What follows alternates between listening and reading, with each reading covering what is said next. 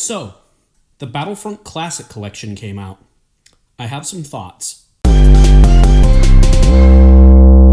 Time for a little bit of background on me. I've been a Battlefront fan for literally as long as I can remember. Even before I was in elementary school, I was playing the OG Battlefront on the original Xbox.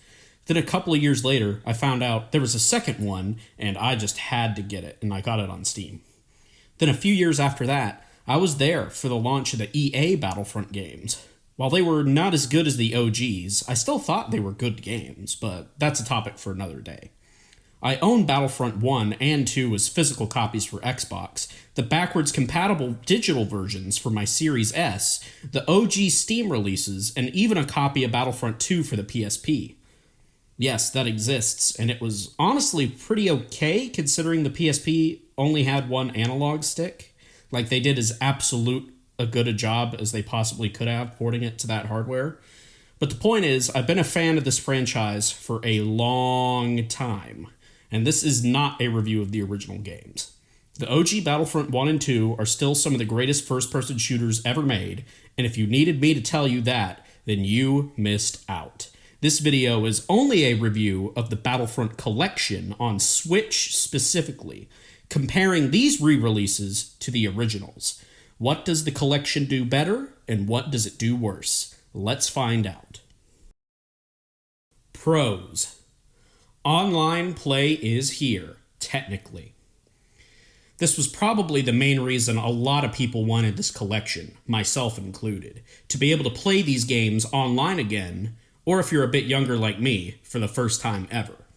The good news is, it's here. The bad news is, it's very broken and glitchy. Very broken and glitchy. More on this in the cons section. Pros. On-the-go play. If you get the collection on Switch like I did, you can also play these games on the go. It is a much better experience than playing Battlefront 2 on the PSP back in the day, so that's a plus. Pros. All Xbox DLC included. For those who don't know, a little bit after the original Battlefront 2 came out, DLC was released for exclusively the Xbox version. All of this DLC is included in all releases of the new collection, including Jabba's Palace, Ventress and Kit Fisto, and the Hero Assault mode being available on every single ground map now, instead of being just on Mos Eisley like it originally was. Pros. Easier to read text. Yeah, I just thought a lot of the HUD elements and menus had easier to read text. Not a huge plus, but I'm glad it's here. Cons. Main menu to the games sucks. This might not seem like a big deal, and it really isn't, but look at this.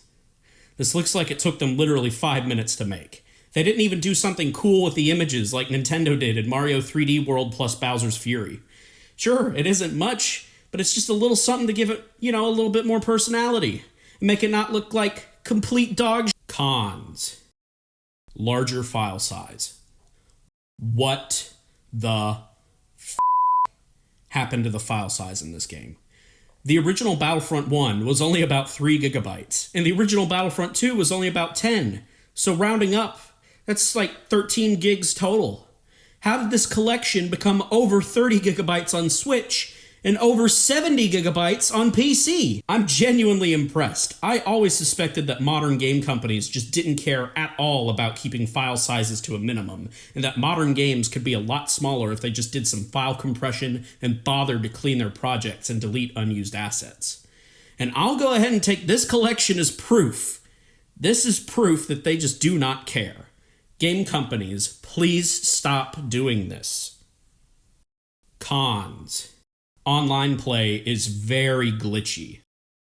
Like I said before, the online play in this game is very glitchy and at times even broken. Let's start with Battlefront 2. The hit detection is pretty inconsistent, meaning you could snipe someone from point-blank range 5 times and it still might not hit them.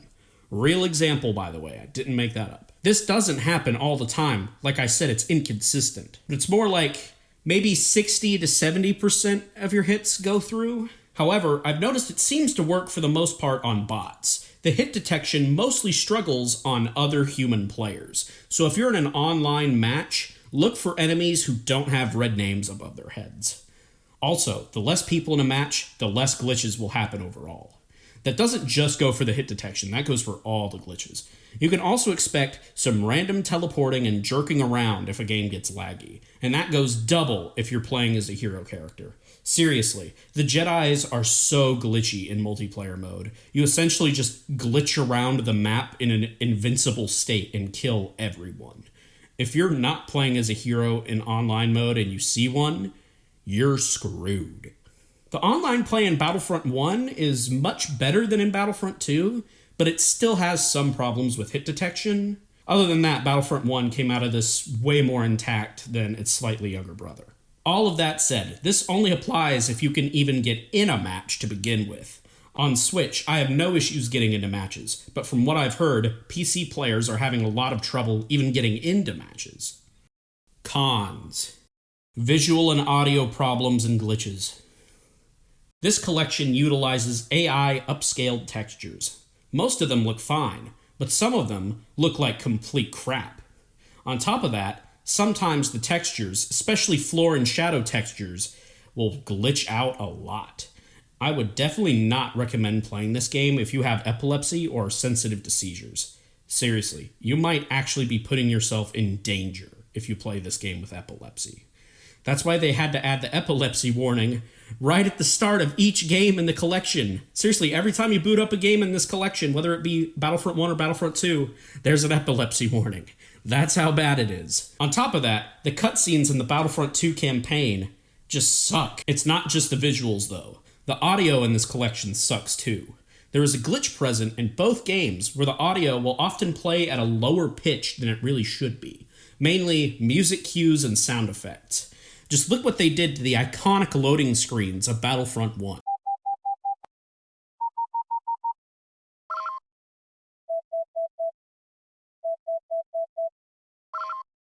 My heart weeps knowing that the younger generation will never get to experience the bliss that is the original Battlefront 1 loading screen sounds. Seriously, I could fall asleep to the original. It's just so relaxing, and hearing it takes me back to a simpler time. It makes me feel safe. The new one just makes me sad.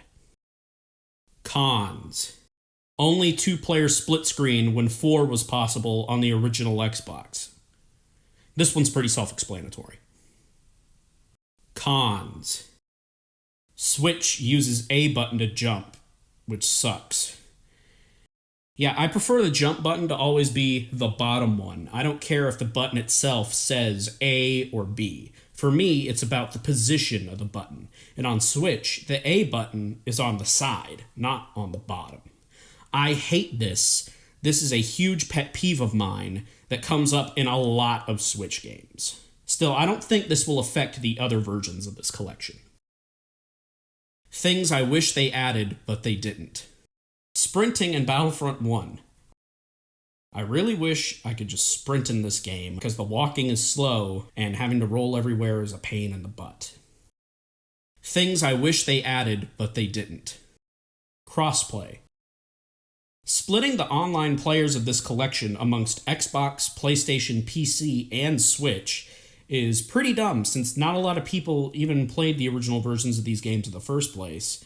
And this issue is only going to get worse considering all the other problems with online that I described earlier in this video. Things I wish they added, but they didn't. Renegade Squadron and Elite Squadron. I didn't expect those games to make it in this collection at all, but it would have been really cool. Who would I recommend this game to? People who are not picky, especially when it comes to glitches. People who have never played Battlefront before. People who haven't played Battlefront in years and are nostalgic for it. People who have to play these games online or on the go, even with all the flaws I just described. Who is this game not recommended to? Battlefront purists, or just game purists in general who are really bothered by things like glitches? People who don't care about online play or on-the-go play, because at that point, just get the original versions. And people with epilepsy. Seriously, you're in danger. Overall, I'd say this re-release was actually pretty disappointing. It's saved only by how good the first two games were, the low price point, and the fact that it's on Switch now. With all the flaws I described in this video, I would not have purchased it if even one of those elements was missing. Be sure to like and subscribe to watch more videos like this one in the future. And be sure to leave a comment with your thoughts on the Battlefront collection down below.